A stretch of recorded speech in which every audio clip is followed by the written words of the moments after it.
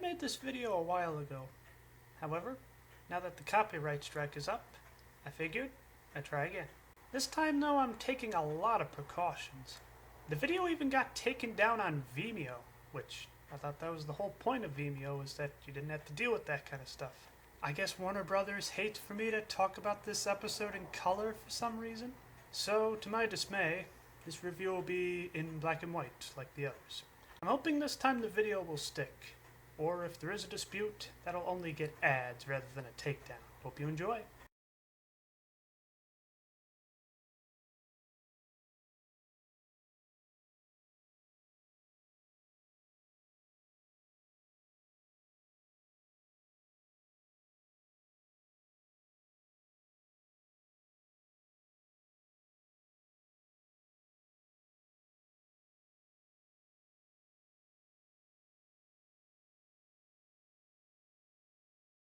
We start this episode off with the group getting off a car filled with jelly beans.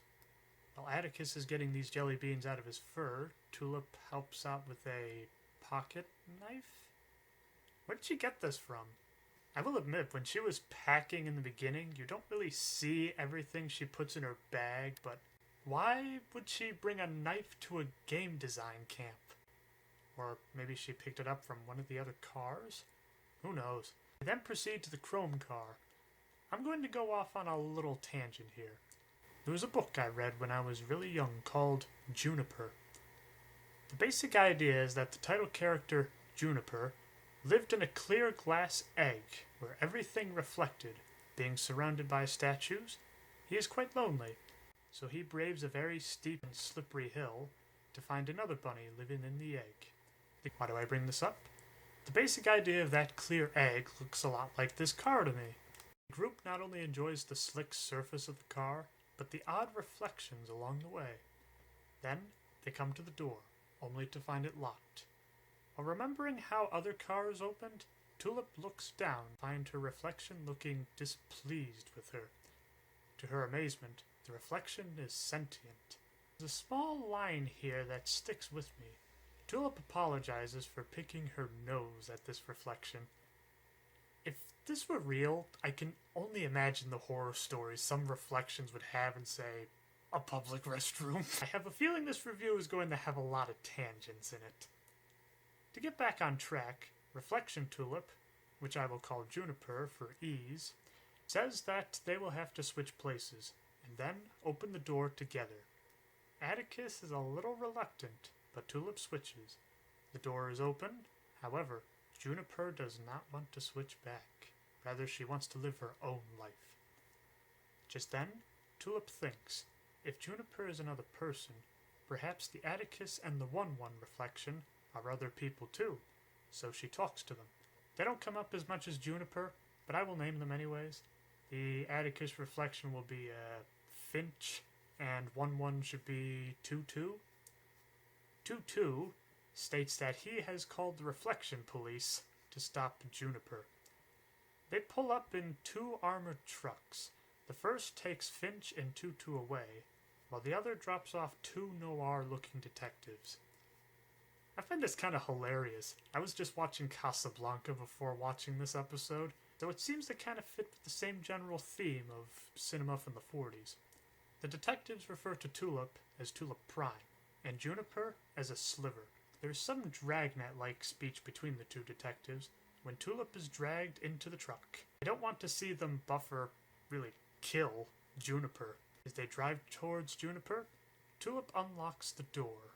The assistant tries to go after her when his supervisor says he's only interested in rubbing out Juniper.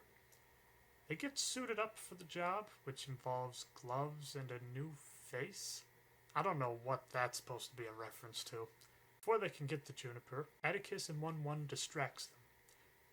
Tulip tries to reason with Juniper, but she only has escape on her mind. However, she can't leave since there are no reflective surfaces. With Juniper being trapped, Tulip tries again. The problem with Juniper being a reflection, she knows everything there is to know about Tulip. In the silence, Tulip comes up with a plan. When I first saw this, I thought the reflective nature of her glasses would work, but instead, there is a mirror in the pocket knife. Tulip uses this to free her and escape just in time to the DMV. Except all the people are pencils?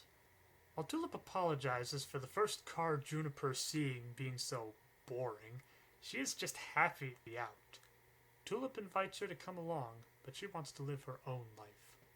They shake hands when Juniper sees the glove, saying she doesn't need it, and neither does Tulip.